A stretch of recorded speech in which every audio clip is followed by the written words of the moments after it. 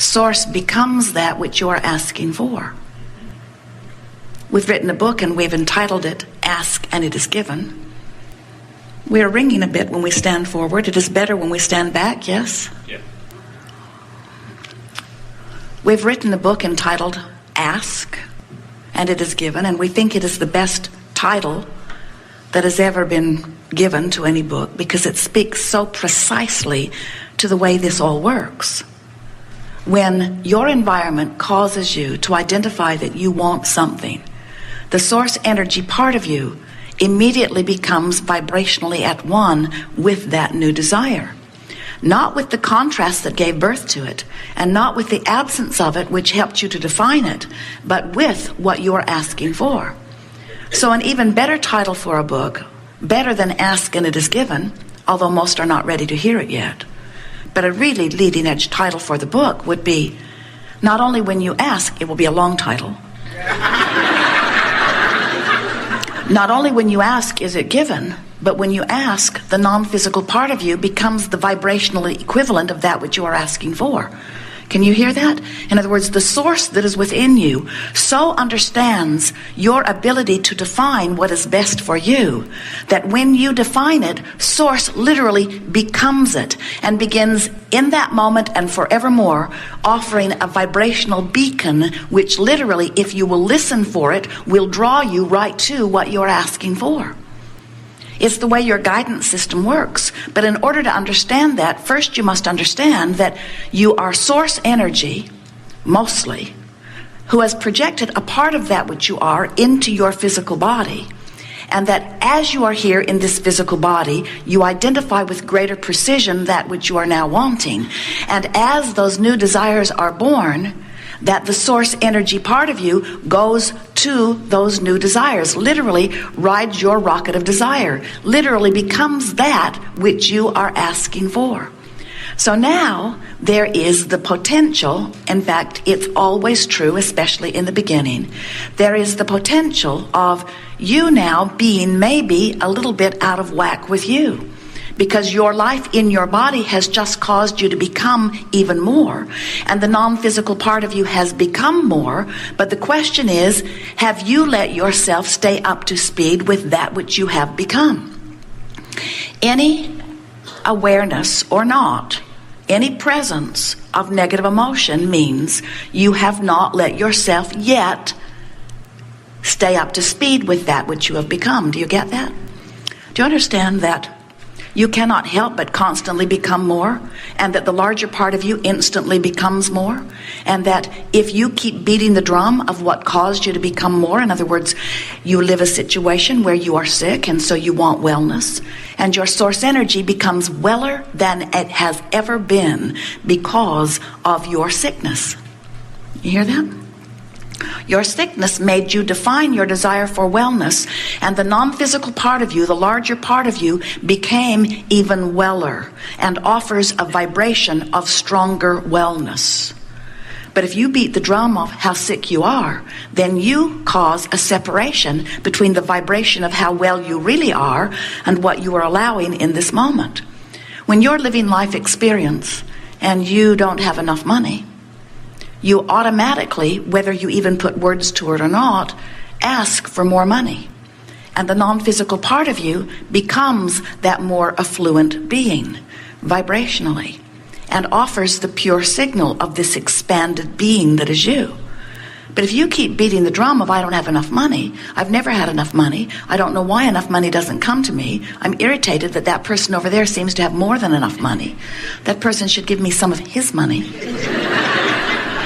As you beat that drum of lack, you affect a vibrational discord between where you are and not only what you are asking for, but what the larger part of you has become. It's so important that you get it, that the non-physical part of you preceded you because it existed before you did in this physical body, projected that which is you into this physical body, and then rides every rocket of desire that you give birth to. The expansion of everything is about that. The expansion, evolution of all things is about that. Even the one-celled organism is having expansion in just that way. Your cellular body is having expansion in just that way. So what this gathering is really wanting to ask you, what are you doing about your own expansion? Are you staying up with it? And if you say, oh, I'm high on life, then you are staying up with it. If you say, I feel enthusiasm every day, then you are staying up with it. If you say, oh, I keep birthing new desires and they just excite me, just the idea of them, then you are staying up with it. If you say, I'm in love, you're staying up with it. If you say, I feel such appreciation for this or that, you're staying up with it. But if you say, I am frustrated out of my mind, you're not staying up with it. If you say, I'm angry about this and that and this and that and this and that, you're not staying up with it. If you say, I'm depressed or discouraged or I'm afraid, then you're not staying up with it. When the terrorists bomb something and you feel fear, their bombing has caused you and billions of others to want something different than bombing. And source energy rushes to the idea of that new and improved life. But when you feel fear, you haven't gone to where source energy is gone. And so instead of helping your world become more evolved and more the way you want it to be, you're holding yourself right where you are, and your fear is your indicator that you didn't go with the expansion. Nice to know. So whenever you feel any emotion, whether it is joy or whether it is despair, whether it is hope or whether it is doubt, when you feel any emotion, whether you call it a positive one or a negative one, every emotion is your indicator of how well you're staying up with your expansion. So when you feel unfulfilled, it's simply because you're beating old drums and not keeping up to speed with where your life has taken you. Not somebody else's life. There's not this idea of who you should be. There is only who you are becoming and your willingness or ability. It's really more about willingness than anything, to stay up to speed with who you have become. As you begin to understand that you are source energy in a physical body, and you begin to reach for how your source feels, that's really what the art of allowing is. It's, how would my source feel about this? How does my source feel about this? So in order to understand your guidance system, think about any guidance system. Jerry and Esther have several different ones in different vehicles, but they all operate on the same premise of the system knows where they are, and they program in their desired destination, and then the system calculates a route between where they are and where they want to be. Magellan never says to them, what in the world are you doing there? Or, I can't believe that you're there, you should not be there. Or, you've been there way too long, now I'm not going to guide you to something else. Or, you asked me yesterday, and you didn't follow my guidance, and so now you're on your own. That's your mother.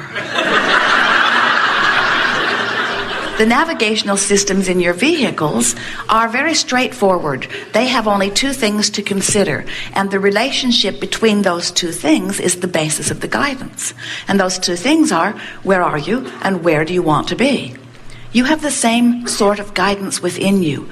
Where am I in terms of my physical allowing in relationship to where my life has caused me to become? First, you have to accept that you are source energy in the process of expansion. And once you accept that you are source energy in the process of expansion, then you must accept that the larger part of you has experienced the expansion. And once you get that the larger part of you has experienced the expansion, then you have to decide whether the rest of you is willing to catch up with it. Sometimes we see you like a two-headed monster, and we just want both heads to go in the same direction.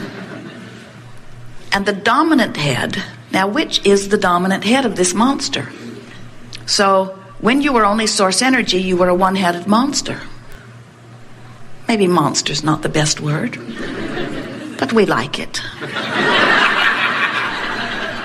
And then you were born into this physical body and immediately became a two-headed monster.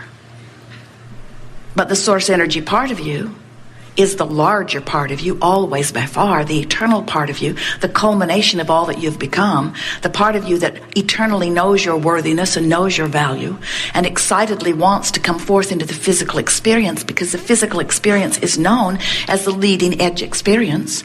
So you come forth into that perspective and you have experiences, and as you do, you constantly restate who you are and what you want, and that larger, non-physical, dominant part of you immediately becomes what your life has caused you to become. And then what this gathering is about is you bringing the rest of you, the non-physical part of you, up to speed with that. And you know you are doing that when you begin to pay deliberate attention to the way you feel. So, your guidance system is always within you, and the better you feel, the more you are moving in the direction of that. We want you to get the sense, however, that as you are non-physical energy and you are projecting yourself into this physical experience, that there is a current or a stream that you flow on, a powerful stream of well-being. And it's only one stream of well-being, this powerful stream of well-being. Source energy cannot project its absence. It projects that which it is. It radiates that which it is. And you ride the current of that stream. So as you are flowing in on that stream of well-being, now life is causing you to ask for yet more. So the stream expands with every experience that causes you to ask. It expands and moves faster. So the longer you live as an eternal being, the faster the stream moves. As you come into this physical experience, the more you live and ask for, the faster the stream moves. So there is this wonderful stream or current of well-being that flows. And friends, there is only one stream. There is not a stream of darkness or evil. There is only the stream of well-being which you are allowing or you are not. And as you are allowing the stream of well-being, you can feel yourself involved in it, and if you do not allow it, you can feel the resistance, which is what negative emotion is.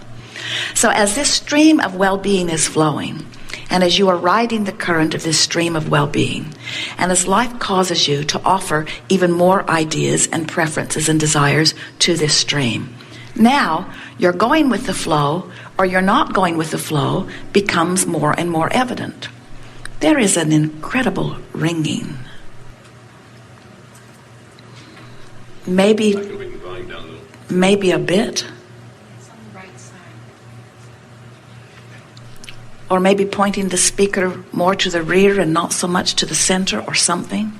It may be the way the ceiling is configured, but none of these are operational. It is only these speakers that are causing it. How does it sound in the audience? This side. You are hearing it all right? It's the right side here.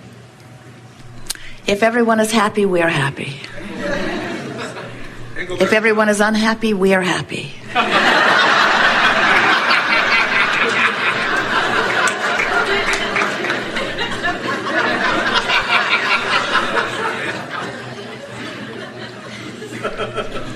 So as this stream is flowing, what we want, that is better.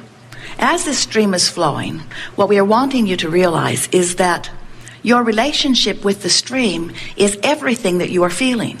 When you are letting yourself go with the stream, you feel wonderful. And if you do not, to the degree that you do not allow yourself to go, you do not feel so good. But the stream is only flowing toward that which you have become. And when you let yourself go with that stream, then you feel wonderful. And when you don't feel so good. We like to give you the analogy of taking your canoe or your raft, your boat, down to the edge of the stream, a fast-moving stream, and you set your boat into the water, and you deliberately turn it upstream and begin paddling very hard. And we say, why not turn it around and just go with the current? And humans say, oh, Abraham, that just seems lazy. And we say, but how long can you keep this up? And you say, I don't know, but I'm willing to find out. In fact, most of you say, I've been positioned by those who came before me to believe that paddling upstream is virtuous, and in fact, that's where